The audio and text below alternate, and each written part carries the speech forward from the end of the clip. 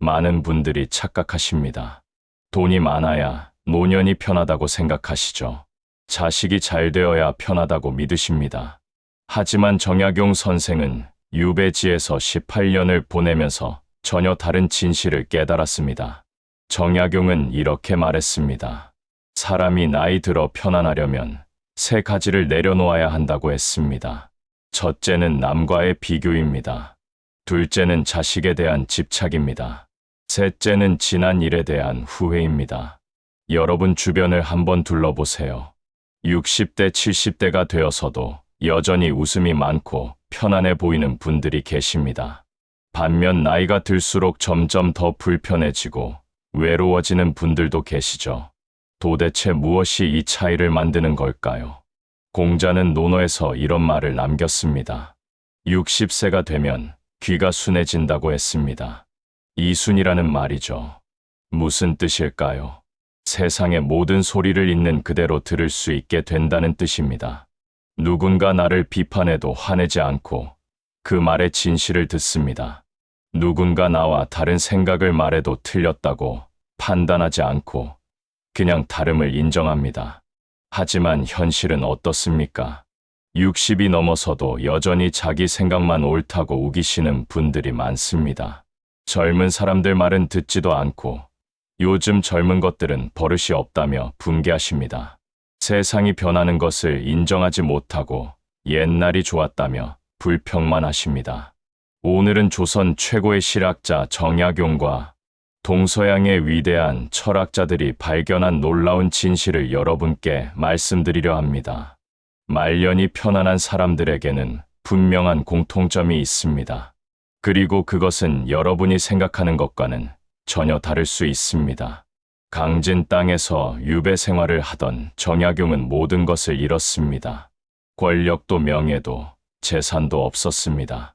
하지만 그는 그곳에서 500여 권의 책을 저술하며 조선 역사상 가장 위대한 학문적 업적을 남겼습니다. 그가 발견한 것은 무엇이었을까요? 바로 마음의 중심을 어디에 두느냐가 인생의 행복을 결정한다는 사실이었습니다. 여러분 주변에 이런 분들 계시지 않으신가요? 70이 넘었는데도 여전히 남의 집 자식과 내 자식을 비교하시는 분.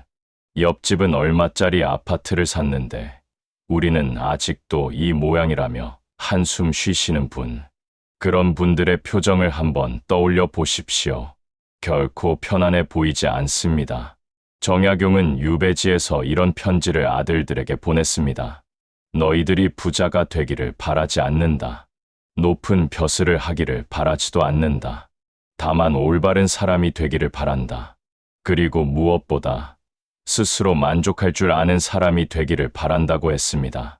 이 말씀 속에 얼마나 큰 지혜가 담겨 있습니까? 정약용 자신이 높은 벼슬을 했고 명문가의 자제였지만 결국 그 모든 것이 행복을 보장하지 못한다는 것을 깨달았던 겁니다. 진짜 중요한 것은 스스로 만족할 줄 아는 마음이었습니다. 노자는 도덕경에서 이렇게 말했습니다. 족함을 아는 사람은 항상 넉넉하다고 했습니다. 지족자부라는 말입니다. 아무리 많이 가져도 만족할 줄 모르면 항상 가난합니다. 조금밖에 없어도 만족할 줄 알면 항상 부유합니다. 요즘 60대, 70대 분들 중에 자식 때문에 마음고생하시는 분들 정말 많습니다. 결혼은 언제 할 거냐? 손주는 언제 안겨줄 거냐? 직장은 왜 그리 자주 바꾸냐? 이런 걱정으로 밤잠을 설치십니다. 그런데 여러분 한번 생각해 보십시오. 그 걱정이 문제를 해결해 줍니까? 정약용은 말했습니다. 자식은 부모의 소유물이 아니라고 했습니다. 자식에게도 자식의 인생이 있습니다. 부모가 할 일은 걱정하고 간섭하는 것이 아니라 믿고 응원하는 것입니다. 그리고 무엇보다 자식의 인생에서 부모 자신의 인생을 찾으려 하지 말아야 합니다. 말년이 불행한 분들의 공통점이 하나 있습니다. 자기 인생이 없다는 겁니다. 평생을 자식 위해 살았다고 하십니다. 남편 위해 살았다고 하십니다. 그런데 정작 자기 자신을 위해서는 아무것도 하지 않았습니다. 그러니 자식이 독립하고 배우자가 먼저 세상을 떠나면 갑자기 텅 빈 느낌이 듭니다. 이제 뭘 하며 살아야 할지 모르겠다고 하십니다. 공자는 70세를 종심소욕부류구라고 했습니다.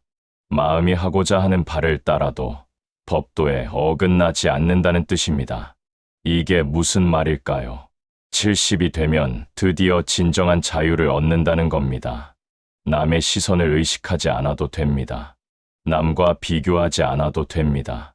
내가 하고 싶은 것을 하면서도 그것이 자연스럽게 올바른 길이 되는 경지에 이른다는 뜻입니다. 하지만 이 경지에 이르려면 준비가 필요합니다. 60대부터 서서히 자기 중심을 찾아가야 합니다.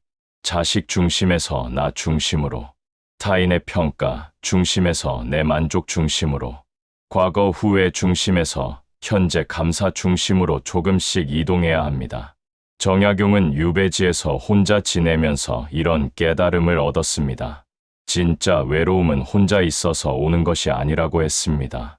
많은 사람들 속에 있어도 마음을 나눌 사람이 없을 때 진짜 외로움이 온다고 했습니다. 반대로 혼자 있어도 책이 있고 자연이 있고 생각할 거리가 있으면 전혀 외롭지 않다고 했습니다. 말년이 편안한 분들을 보십시오. 그분들은 혼자 있는 시간을 두려워하지 않습니다. 오히려 혼자만의 시간을 즐깁니다. 책을 읽고 글을 쓰고 그림을 그립니다. 산책을 하고 명상을 하고 음악을 듣습니다. 혼자서도 충분히 행복합니다. 장자는 이런 이야기를 했습니다. 큰 나무는 쓸모가 없어서 오래 산다고 했습니다. 무슨 뜻일까요? 쓸모 있는 나무는 일찍 베어집니다. 좋은 목재감이라고 베어져서 집을 짓는 데 쓰입니다. 하지만 쓸모없는 나무는 아무도 베지 않습니다. 그래서 오래오래 살면서 큰 그늘을 만들어 줍니다. 사람도 마찬가지입니다. 평생을 쓸모 있는 사람이 되려고 애쓰다가 정작 말년에는 지쳐버립니다. 이제는 쓸모 없어도 괜찮다는 것을 받아들여야 합니다. 누구한테 도움이 되지 않아도 괜찮습니다. 그냥 존재하는 것만으로도 충분히 가치 있습니다. 정약용은 60이 넘어서 이런 말을 했습니다. 젊었을 때는 세상을 바꾸려 했다. 중년이 되어서는 나라도 바꾸려 했다. 하지만 이제는 알았다. 내가 바꿀 수 있는 것은 오직 나 자신뿐이라는 것을 말입니다. 얼마나 겸손하고 지혜로운 말씀입니까? 우리는 평생을 남을 바꾸려고 애씁니다. 배우자를 바꾸려 하고 자식을 바꾸려 하고 세상을 바꾸려 합니다. 하지만 아무것도 바뀌지 않습니다. 오히려 관계만 나빠집니다. 말년이 편안한 분들은 이것을 압니다. 내가 바뀌면 세상이 바뀐다는 것을 말입니다. 내가 먼저 이해하면 상대방도 나를 이해합니다. 내가 먼저 인정하면 상대방도 나를 인정합니다. 내가 먼저 편안해지면 주변 사람들도 나를 대할 때 편안해집니다. 소크라테스는 이런 말을 했습니다. 너 자신을 알라. 이 짧은 한마디 속에 모든 철학이 담겨 있습니다. 60이 넘으면 이제 진짜 자기 자신을 알아야 할 때입니다. 내가 진짜 좋아하는 것이 무엇인지, 내가 진짜 원하는 것이 무엇인지, 내가 진짜 소중하게 여기는 것이 무엇인지 알아야 합니다. 많은 분들이 평생을 남이 정해준 기준대로 살았습니다. 좋은 대학 가야 한다. 좋은 직장 다녀야 한다. 결혼해야 한다. 자식 낳아야 한다. 집 사야 한다. 이런 기준들을 아무 의심 없이 받아들이고 살았습니다. 그런데 정작 그 기준들이 나를 행복하게 만들어 주었습니까? 정약용은 유배지에서 완전히 새로운 사람이 되었습니다. 서울에서 높은 벼슬을 할 때의 정약용과 강진에서 유배 생활을 하는 정약용은 전혀 다른 사람이었습니다. 권력과 명예를 잃고 나니 오히려 진짜 자유를 얻었습니다. 남의 눈치를 보지 않으니 진짜 하고 싶은 공부를 할 수 있었습니다. 여러분도 이제 자유로워지셔야 합니다. 60이 넘으면 이제 남의 눈치 볼 필요가 없습니다. 체면 차릴 필요도 없습니다. 남들이 뭐라고 하든 내가 하고 싶은 것을 하십시오. 그것이 진짜 자유입니다. 붓다는 이런 말을 했습니다. 모든 고통은 집착에서 온다고 했습니다. 무언가에 집착하면 그것이 내 뜻대로 되지 않을 때 고통스럽습니다. 자식에게 집착하면 자식이 내 뜻대로 안 될 때 괴롭습니다. 재산에 집착하면 재산이 줄어들 때 불안합니다. 건강에 집착하면 몸이 아플 때 두렵습니다. 말년이 편안한 분들은 집착을 내려놓았습니다. 자식은 자식의 인생을 살도록 놔둡니다. 재산은 있으면 쓰고 없으면 없는 대로 삽니다. 건강은 관리하되 집착하지 않습니다. 모든 것이 변한다는 것을 받아들입니다. 정약용은 말했습니다. 인생에서 가장 어리석은 일이 3가지 있다고 했습니다. 첫째는 돌이킬 수 없는 과거를 후회하는 것입니다. 둘째는 오지 않은 미래를 걱정하는 것입니다. 셋째는 바꿀 수 없는 남을 원망하는 것입니다. 생각해 보십시오. 우리가 얼마나 많은 시간을 이 3가지에 낭비합니까? 젊었을 때 이렇게 했더라면 하고 후회합니다. 앞으로 아프면 어떡하나 걱정합니다. 저 사람이 이렇게만 해줬더라면 하고 원망합니다. 이런 생각들이 우리를 불행하게 만듭니다. 아리스토텔레스는 행복은 습관이라고 했습니다. 한 번에 행복해지는 것이 아니라 매일매일 행복을 연습해야 한다는 뜻입니다. 감사하는 습관, 만족하는 습관, 용서하는 습관, 이런 습관들이 쌓여서 행복한 말년을 만듭니다. 정약용은 유배지에서 매일 일기를 썼습니다. 그 일기를 보면 놀랍습니다. 힘든 상황에서도 감사할 거리를 찾았습니다. 오늘 날씨가 좋아서 감사하다. 제자가 찾아와서 감사하다. 책을 읽을 수 있어서 감사하다. 이런 작은 감사들이 그를 지탱해 주었습니다. 여러분도 시작하십시오. 매일 감사한 일 3가지를 찾아보십시오. 처음에는 어색하고 억지스러울 수 있습니다. 하지만 계속하다 보면 자연스러워집니다. 그리고 어느새 세상을 보는 눈이 달라져 있을 겁니다. 공자의 제자 아내는 가난했지만 항상 즐거워했습니다. 공자는 아내를 보며 말했습니다. 진짜 군자는 가난해도 근심하지 않고 부유해도 교만하지 않는다고 했습니다. 외부 조건이 마음의 평안을 좌우하지 못한다는 뜻입니다. 말년이 편안한 분들을 보십시오. 그분들의 공통점은 외부 조건에 흔들리지 않는다는 겁니다. 남이 뭐라고 해도 개의치 않습니다. 세상이 어떻게 변해도 자기 중심을 지킵니다. 그 중심이 어디에 있습니까? 바로 지금 이 순간에 있습니다. 정약용은 이렇게 말했습니다. 과거는 이미 지나갔으니 붙잡을 수 없고 미래는 아직 오지 않았으니 걱정할 필요가 없다. 우리에게 주어진 것은 오직 지금 이 순간뿐이다.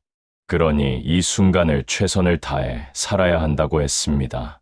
지금 이 순간 여러분은 무엇을 하고 계십니까? 이 영상을 보고 계시죠? 그렇다면 온전히 이 영상에 집중하십시오. 딴 생각하지 마시고 온 마음으로 들으십시오. 이것이 바로 현재를 사는 방법입니다. 에픽테토스는 이런 말을 했습니다. 우리를 괴롭게 하는 것은 일 자체가 아니라 그 일에 대한 우리의 생각이다. 똑같은 일이 일어나도 어떤 사람은 괴로워하고 어떤 사람은 담담합니다. 차이가 어디에 있습니까? 그 일을 어떻게 해석하느냐에 달려 있습니다. 나이가 드는 것을 재앙으로 볼 수도 있고 축복으로 볼 수도 있습니다. 몸이 불편해지는 것을 불행으로 볼 수도 있고 당연한 자연의 과정으로 볼 수도 있습니다. 같은 현실이지만 어떻게 받아들이느냐에 따라 전혀 다른 삶이 됩니다. 정약용은 유배라는 최악의 상황을 최고의 기회로 바꿨습니다.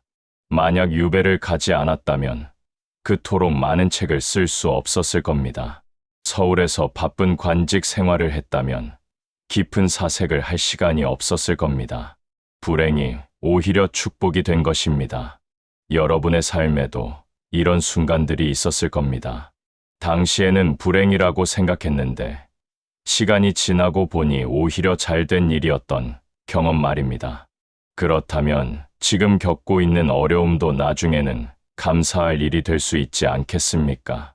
세네카는 이런 말을 했습니다. 이 인생은 짧다고 불평하지 말라. 이 인생이 짧은 것이 아니라 우리가 인생을 낭비하는 것이다. 60년, 70년을 살았으면 결코 짧은 인생이 아닙니다. 문제는 그 시간을 어떻게 사용했느냐입니다. 지금부터라도 늦지 않았습니다. 남은 인생을 의미 있게 사용하십시오. 후회하는데 시간 쓰지 마시고 걱정하는데 시간 쓰지 마십시오. 원망하는데 시간 쓰지 마시고 비교하는데 시간 쓰지 마십시오. 대신 감사하고 사랑하고 즐기고 배우는데 시간을 쓰십시오. 정약용은 76세까지 살았습니다. 당시로서는 장수한 편입니다. 그는 말년에 이런 글을 남겼습니다. 내 인생에 후회는 없다. 비록 18년이나 유배 생활을 했지만 그 시간이 나를 진정한 학자로 만들어 주었다. 모든 것을 잃었지만 진짜 중요한 것을 얻었다고 했습니다. 여러분은 어떻습니까? 이 인생을 돌아볼 때 후회가 없으신가요? 아직 늦지 않았습니다. 지금부터 후회 없는 삶을 사십시오. 그 시작은 바로 지금 이 순간 내가 무엇을 선택하느냐에 달려 있습니다. 말년이 편안한 사람들의 특징을 정리하면 이렇습니다. 그들은 비교하지 않습니다. 집착하지 않습니다. 후회하지 않습니다. 대신 감사합니다. 만족합니다. 현재를 살아갑니다. 자기 자신을 압니다. 있는 그대로를 받아들입니다. 이 모든 것의 핵심은 무엇입니까? 바로 마음입니다. 외부 조건이 아니라 내 마음이 평안을 결정합니다. 정약용이 유배지에서 발견한 것도 바로 이것이었습니다. 행복은 밖에 있지 않고 안에 있다는 진리 말입니다. 여러분 오늘부터 시작하십시오. 작은 것부터 바꿔 나가십시오. 아침에 일어나면 감사한 일 3가지를 떠올리십시오. 남과 비교하려는 마음이 들 때 멈추고 내가 가진 것에 집중하십시오. 자식 걱정이 들 때 그들을 믿고 내 할 일에 집중하십시오. 이런 작은 변화들이 모여서 큰 변화를 만듭니다. 그리고 어느새 여러분도 말년이 편안한 사람이 되어 있을 겁니다. 주변 사람들이 여러분을 보며 배우게 될 겁니다. 저렇게 나이 들고 싶다고 말하게 될 겁니다. 정약용과 위대한 철학자들이 우리에게 남긴 가르침은 분명합니다. 진짜 행복은 많이 가지는 데 있지 않고 만족하는 데 있습니다. 진짜 자유는 모든 것을 할 수 있는 데 있지 않고 집착을 내려놓는 데 있습니다. 진짜 평안은 모든 문제가 해결되는 데 있지 않고 있는 그대로를 받아들이는 데 있습니다. 여러분의 말년이 편안하고 행복하기를 진심으로 바랍니다. 그리고 그것은 여러분의 선택에 달려 있습니다. 지금 이 순간부터 새로운 선택을 하십시오. 후회 대신 감사를, 걱정 대신 믿음을, 비교 대신 만족을, 원망 대신 용서를 선택하십시오. 그렇게 하루하루를 살아가다 보면 어느새 여러분도 말년이 편안한 사람이 되어 있을 것입니다. 정약용처럼 모든 것을 잃어도 평안할 수 있는 그런 사람 말입니다. 그것이 진정한 성공이고 진정한 행복입니다.